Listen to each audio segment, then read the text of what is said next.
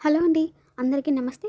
మీకు ఈ వీడియో నచ్చినట్లయితే లైక్ చేయండి, షేర్ చేయండి. అలాగే ఛానల్‌ని సబ్స్క్రైబ్ చేసుకోండి. అపూర్వని చెక్ చేసిన డాక్టరు లాభం లేదండి. పాయిజన్ మొత్తం బ్లడ్‌లో కలిసిపోయింది. ఈవిడ బ్రతకడం కష్టం అని చెప్పగానే ఇక నక్షత్ర అయితే ఇప్పుడు నీకు సంతోషంగా ఉందా? నిన్ను దత్తత తీసుకోవడం మా మమ్మీకి ఇష్టం లేకపోయినా సరే, మా డ్యాడీ ఎక్కడ బాధపడతాడో అని చెప్పి మా డ్యాడీ కోసం నిన్ను దత్తత తీసుకోవడానికి ఒప్పుకుంది. అలాంటి మా మమ్మీని చంపాలని చూస్తావా? నిన్ను ఊరికే వదిలిపెట్టనే. ఇప్పుడే పోలీసుల్ని పిలిపించి నిన్ను అరెస్ట్ చేయించి జైల్లో పెట్టిస్తాను అని చెప్పేసి ఇక నక్షత్ర అయితే పోలీసులకు కాల్ చేసి ఇంటికి రమ్మంటుంది. తర్వాతేమో నాన్న మీరు కూడా నేను పిన్నిని చంపాలని విషయం కలిపానని నమ్ముతున్నారా నాన్న అని చెప్పేసి శరత్చంద్రని అడుగుతూ ఉంటే ఇక శరత్చంద్ర ఏం మాట్లాడకుండా అలా మౌనంగా ఉండిపోతాడు. ఇక అప్పుడే ఇంటికి పోలీసులు వస్తారు.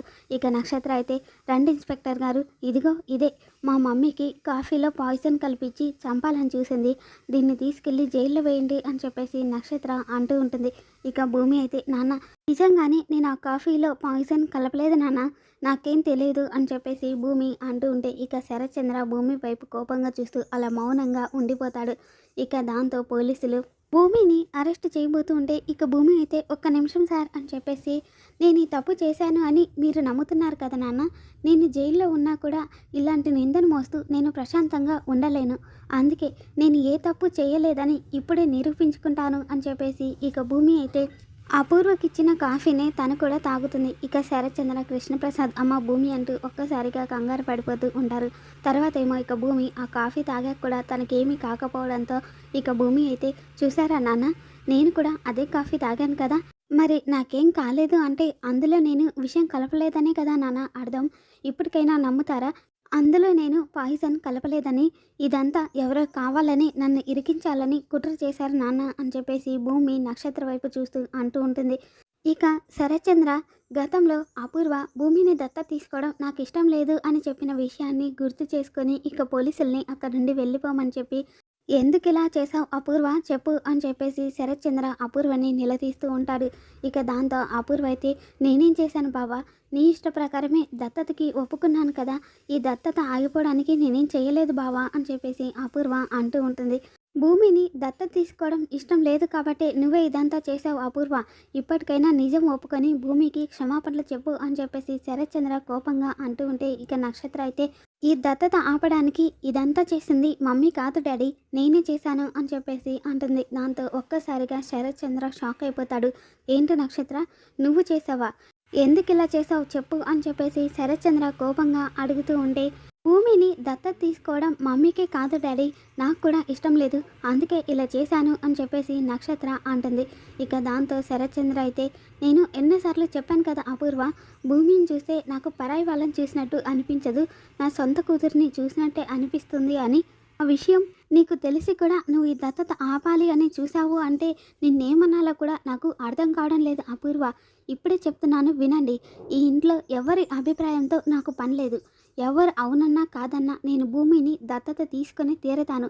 వద్దు అన్న వాళ్ళు ఈ ఇంట్లో నుండి వెళ్ళిపోవచ్చు అని చెప్పేసి శరత్చంద్ర చెప్పగానే ఇక అపూర్వ అయితే ఏంటి బావా, నా కోసం నక్షత్ర కోసం ఒక్కసారి ఆలోచించవా, భూమిని దత్తత తీసుకుంటా అంటావా అని చెప్పేసి అపూర్వ అడుగుతూ ఉంటే అవును అపూర్వ, దత్తత మాత్రం ఎట్టి పరిస్థితుల్లో ఆపను అని చెప్పేసి శరత్చంద్ర అంటూ ఉంటాడు. ఈ అపూర్వ దత్తత ఆపడం కోసం ఇదంతా చేసి మంచి పని చేసింది.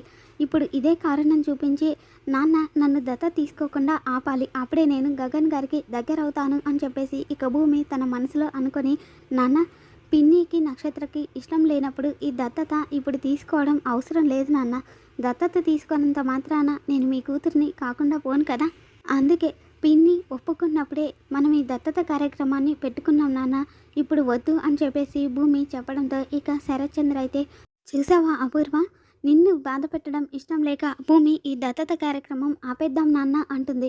ఇంత గొప్ప మనసున్న భూమిని నేను దత్తత తీసుకోవద్దు అని నువ్వు ఇంత నీచానికి దిగజారి ఇలాంటి కుట్ర చేస్తావా అని చెప్పేసి శరత్చంద్ర కోపడుతూ ఉంటాడు. ఇక భూమి అయితే ప్లీజ్ నాన్న, జరిగిందేదో జరిగిపోయింది, పిన్ని నన్ను కూతురుగా ఒప్పుకొని దత్తత తీసుకుందాం అన్నప్పుడే దత్తత కార్యక్రమం పెట్టుకుందాం నాన్న. అప్పటి వరకు ఈ దత్తత గురించి ఆలోచించొద్దు నాన్న అని చెప్పేసి భూమి అంటుంది. ఇక దాంతో శరత్చంద్ర కూడా అలాగేనమ్మా అని చెప్పేసి అంటాడు. దాంతో ఒక్కసారిగా నక్షత్ర, గోరింటాకు పిన్ని, అపూర్వ సంతోషపడిపోతూ ఉంటారు. అమ్మాయి అది మంచికే చేసిందో చెడుకే చేసిందో కానీ ఈ దత్తత కార్యక్రమం వద్దు నాన్న అని దాని నోటితోనే చెప్పి అల్లుడు గారిని ఆపేసింది అమ్మాయి. లేదంటే అల్లుడు గారు నువ్వు చచ్చినా పర్లేదు ఈ దత్తత కార్యక్రమం మాత్రం జరుగుతుంది అని అనేవాడు. ఈరోజు నీ టైం బాగుందమ్మాయి అని చెప్పేసి గోరింటాకు పిన్ని అపూర్వతో అంటూ ఉంటుంది. తర్వాతేమో గగను రౌడీల నుంచి ఇక ఇందుని, చెర్రీని ఇద్దరిని కూడా కాపాడి ఇక ఇందుని తీసుకెళ్ళి ఒక బెంచ్ పైన కూర్చోబెట్టి, అమ్మ ఇందు ఏం జరిగిందో ఇప్పుడు చెప్పమ్మా. ఎందుకు నువ్వు ఇంట్లోంచి వచ్చేసి చావాలనుకున్నావమ్మా? ఆత్మహత్య చేసుకోవాల్సినంత అవసరం నీకేమొచ్చిందమ్మా? అలాంటి పని చేసే ముందు ఒక్కసారి ఈ అన్నయ్య గుర్తు రాలేదా అని చెప్పేసి గగను అడుగుతూ ఉంటే, అంత మెల్లిగా అడుగుతావేంటన్నయ్య? దీనికి అసలు బుర్రుందా? ఎన్నిసార్లు ఫోన్ చేసినా కూడా ఫోన్ లిఫ్ట్ చేయలేదు. పోనీ ఇంటికి ఏమైనా వచ్చిందా అంటే అది కూడా రాలేదు. ఒక్క క్షణం నేను రావడం ఆలస్యమైంటే ఎంత పెద్ద ఘోరం జరిగిపోయిండేది. దీని భవిష్యత్తు ఏమైపోయిండేది? కొంచెమైనా ఆలోచన ఉందా దీనికి? అయినా ఏంటి మీ అత్తయ్య మామయ్య ఏదో అంటే నువ్వు ఇంటికి వచ్చి మాకు చెప్పాలి కానీ ఇలా ఎవరికి చెప్పకుండా చావాలి అనుకోవడం ఏంటి అని చెప్పేసి ఇక చెర్రీ ఇందు పైన అరుస్తూ ఉంటే, రే చెర్రీ నువ్వు ఆగరా ఒక్క నిమిషం అని చెప్పేసి ఇక గగను, అమ్మ ఇందు నువ్వు చెప్పు అసలు ఏం జరిగింది అని చెప్పేసి అడుగుతాడు. ఇక దాంతో ఇందు వాళ్ళ అత్తయ్య మామయ్య తన కట్నం కోసం పెట్టిన బాధలన్నింటినీ కూడా గగన్కి చెప్తుంది. ఇక దాంతో గగన్ అయితే, ఈ విషయం నువ్వు ఆ అపూర్వకి చెప్పలేదా అమ్మ అని చెప్పేసి అడుగుతాడు. చెప్పానన్నయ్య, చాలాసార్లు చెప్పాను, అమ్మకు కూడా చెప్పాను. కానీ వాళ్ళ నుండి ఎలాంటి రెస్పాన్స్ రాలేదు. వీళ్ళేమో రోజు రోజుకి కట్నం డబ్బులు తీసుకురా అని నన్ను వేధిస్తున్నారు. ఎవరికి కట్నం డబ్బులు తీసుకొస్తేనే ఇంటికి రా అని చెప్పి నన్ను గెంటేశారు. పుట్టింటికి వెళ్తే భర్త వదిలేసిన భార్యగా నాకేం మర్యాద ఉంటుందన్నయ్య? అందుకే చావాలనుకున్నాను అని చెప్పేసి ఇందు చెప్పగానే ఇక గగన్ అయితే, పదమ్మా మీ అత్తారింటికి వెళ్దాం, ఇప్పుడే ఈ సమస్యకి నేను పరిష్కారం చూపిస్తాను అని చెప్పేసి అంటూ ఉంటాడు. ఇక దాంతో ఇందు కూడా, వద్దన్నయ్య, పెద్దమ్మ చెప్పినట్టుగా నువ్వు కట్నం డబ్బులు ఇస్తే మళ్ళీ అపూర్వ అత్తయ్య నిన్ను అవమానిస్తుంది అని చెప్పేసి అంటూ ఉంటే, చూడమ్మా ఇందు, ఇన్నిసార్లు ఫోన్ చేసి చెప్పినా కూడా ఆ అపూర్వ నుండి ఎలాంటి రెస్పాన్స్ లేదు అంటే తనకి కట్నం డబ్బులు ఇచ్చే ఉద్దేశం లేదు అని అర్థమవుతుంది కదమ్మా. మరి అలాంటప్పుడు వాళ్ళ కోసం ఇంకా ఎదురు చూడడం ఎందుకమ్మా? నాతో రా అమ్మా అని చెప్పేసి ఇక గగన్ అయితే ఇందుని తీసుకుని వాళ్ళ అత్తగారి ఇంటికి వెళ్ళి వాళ్ళు అడిగిన కట్నం డబ్బులు ఇస్తాడు. ఇందులో మీరు అడిగిన కట్నం డబ్బుల కంటే ఇంకా ఎక్కువే ఉన్నాయి. ఇంకొకసారి నా చెల్లెలు బాధపడింది అని తెలిస్తే మాత్రం మీ ప్రాణాలు తీసేస్తాను, జాగ్రత్త అని చెప్పేసి ఇక గగన్ వంశీ వాళ్ళ అమ్మ నాన్న ఇద్దరికి కూడా వార్నింగ్ ఇస్తూ ఉంటే, అయ్యో బాబు, కట్నం డబ్బులు ఇచ్చాక కూడా ఇంకా మేము ఇందుని ఎందుకు బాధ పెడతాం బాబు? తనెవరు? మా ఇంటి మహాలక్ష్మి కదా, తనని కాలు కింద పెట్టకుండా చూసుకుంటాం బాబు అని చెప్పేసి ఇక వెంకటేష్, సౌందర్య చెప్తారు. తర్వాత ఏమో ఇక గగన్, చెర్రీ ఇద్దరు కూడా బయటికి రాగానే ఇక చెర్రీ అయితే ఒక్కసారిగా ఎమోషనల్ అయిపోతూ గగన్ని హగ్ చేసుకొని, చాలా థ్యాంక్స్ అన్నయ్య, ఈరోజు నువ్వు లేకపోయింటే ఇందు ఏమైపోయేదో తలుచుకుంటేనే భయమేస్తుంది అన్నయ్య అని చెప్పేసి చెర్రీ చెప్పగానే, ఏంట్రా అలా మాట్లాడుతున్నావు? మీరేమైనా పరాయి వల్ల? నా తమ్ముడి చెల్లెలే కదా, నా తమ్ముడికి చెల్లెలకి కష్టం వస్తే నేనే కదా అండగా నిలబడాలి అని చెప్పేసి గగను అంటాడు. తర్వాతేమో ఇప్పుడు దత్తత ఆగిపోయింది కాబట్టి నేను ఆఫీస్కి వెళ్తే ఆయన ఏమీ అనరు అని చెప్పేసి ఇక భూమి ఆఫీస్కి వెళ్ళి తన చైర్లో కూర్చొని ఉంటుంది.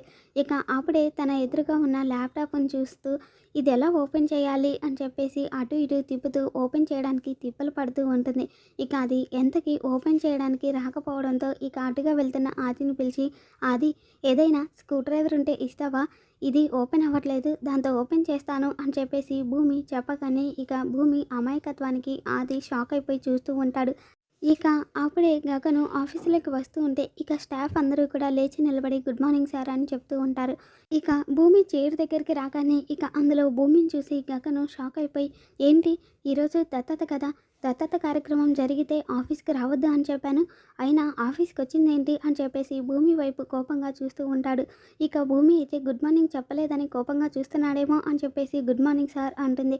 తర్వాత ఏమో గగను తన క్యాబిన్లోకి వెళ్ళి భూమిని రమ్మని చెప్పు అని చెప్పేసి భూమిని పిలుస్తాడు. ఇక భూమి క్యాబిన్లోకి వెళ్ళి, సార్ పిలిచారంట అని చెప్పేసి అడుగుతూ ఉంటే, దత్తత జరిగితే ఆఫీస్కి రావద్దు అని చెప్పి నీ ఫ్రెండ్కి చెప్పాను కదా, ఏం తను నీకు చెప్పలేదా అని చెప్పేసి గగను అడుగుతూ ఉంటే, చెప్పింది సార్, అందుకే దత్తత కార్యక్రమాన్ని ఆపేసి మరి నేను ఆఫీస్కి వచ్చాను సార్. ఇప్పుడు మీకు సంతోషంగా ఉందా సార్ అని చెప్పేసి భూమి గగన్ వైపు చూస్తూ అడుగుతూ ఉంటే ఇక గగన్ అయితే ఏంటి దత్తత భూమియే ఆపేసిందా అని చెప్పేసి తన మనసులో సంతోషపడిపోతూ ఉంటాడు. తర్వాత ఏమో ఇక భూమి వేసుకున్న డ్రెస్సును చూసి ఇక గగన్ అయితే ఇంకొక విషయం కూడా చెప్పానే, ఆ విషయం నీ ఫ్రెండ్ నీకు చెప్పలేదా అని చెప్పేసి అడుగుతాడు. ఆ విషయం కూడా చెప్పింది సార్. మీరు ఆఫీస్ కంటూ ఒక డ్రెస్ కోడ్ ఏదో ఉంటుంది అని చెప్పారంట. అలాంటి డ్రెస్సులే వేసుకురమ్మన్నారని కూడా నాతో చెప్పింది. అయితే నా దగ్గర లంగా ఓణీలు తప్ప అలాంటి డ్రెస్సులు ఏమీ లేవు సార్. అందుకే నా దగ్గర ఉన్న వాటితోనే ఆఫీస్కి వచ్చాను అని చెప్పేసి భూమి చెప్పగానే ఇక గగన్ అయితే నీ దగ్గర అలాంటి డ్రెస్సులేమీ ఉండవని నాకు తెలుసు కాబట్టి నేనే నీకోసం ఒక డ్రెస్ తీసుకొచ్చాను, వెళ్ళి ఈ డ్రెస్సు వేసుకొని రా అని చెప్పేసి గగను అంటూ ఉంటే ఏంటి సార్ మీరు నా కోసం డ్రెస్సు తీసుకొచ్చారా? ఎంత ప్రేమ సార్ నేనంటే మీకు. పైకి కనపడరు కానీ నేనంటే మీకు చాలా ఇష్టం సార్ అని చెప్పేసి భూమి అంటూ ఉంటుంది. ఇక దాంతో గగన్ కోపంగా ఏయ్ ముందు చెప్పిన పని చెయ్యి. ఇక్కడ నువ్వు నా పిఏవి. ఇలాంటి డ్రెస్సులలో ఉంటే బాగోదని తెచ్చాను, అంతేకాని నీ మీద ప్రేమతో కాదు అని చెప్పేసి గగను కోపంగా చెప్తాడు. ఇక దాంతో భూమి అలాగే సార్ అని చెప్పేసి ఆ డ్రెస్ తీసుకుని వెళ్ళి డ్రెస్సింగ్ రూమ్లో డ్రెస్ చేంజ్ చేసుకొని వస్తుంది. అలా డ్రెస్ చేంజ్ చేసుకొని వచ్చిన భూమిని చూసి ఒక్కసారిగా గగను షాక్ అయిపోయి అలా మైమర్చిపోయి భూమిని చూస్తూ ఉంటాడు. ఇక భూమి అయితే గగన్ దగ్గరికి వచ్చి సార్ నాకు ఈ డ్రెస్సు బాగుందా, ఎలా ఉన్నాను ఈ డ్రెస్లో నేను అని చెప్పేసి అడుగుతూ ఉంటే అది సరే ఇప్పటి వరకు ఆఫీస్కి వేసుకొచ్చే డ్రెస్సులు ఎలా ఉంటాయో తెలియవు అని కూడా అన్నావు కదా, మరి అలాంటప్పుడు ఆ డ్రెస్సుకు తగ్గట్టు ఆ హెయిర్ స్టైలు ఆ మేకప్ ఏంటి నువ్వేనా అని చెప్పేసి గగను అడుగుతూ ఉంటే అవును సార్. మీరు డ్రెస్ ఇచ్చాక ఓన్లీ డ్రెస్ వేసుకొని దాని మీద జడ వేసుకొని వస్తే బాగోదు కదా సార్. ఆ డ్రెస్సుకి తగ్గట్టు హెయిర్ స్టైల్ కూడా చేసుకోవాలి అని అనిపించింది. అందుకే ఇలా రెడీ అయ్యి వచ్చాను. ఇంతకీ ఈ డ్రెస్సులో నేను ఎలా ఉన్నానో మీరు చెప్పలేదు అని చెప్పేసి భూమి అడుగుతూ ఉంటే నీకేమైంది? ఏ డ్రెస్ వేసుకున్నా కూడా అందంగానే ఉంటావు. ఇక నుంచి ఇలానే రోజు ఆఫీస్కి రా. ఇలాంటి డ్రెస్సులే వేసుకొని రావాలి. ఈ గగన్కి పిఏగా పనిచేయాలి అంటే ఈ మాత్రం ఉండాలి అని చెప్పేసి ఇక గగను భూమికి చెప్తాడు. మరి ఈ వీడియో మీకు నచ్చినట్లయితే లైక్ చేయండి, షేర్ చేయండి, అలాగే ఛానల్ని సబ్స్క్రైబ్ చేసుకోండి. Thanks for watching.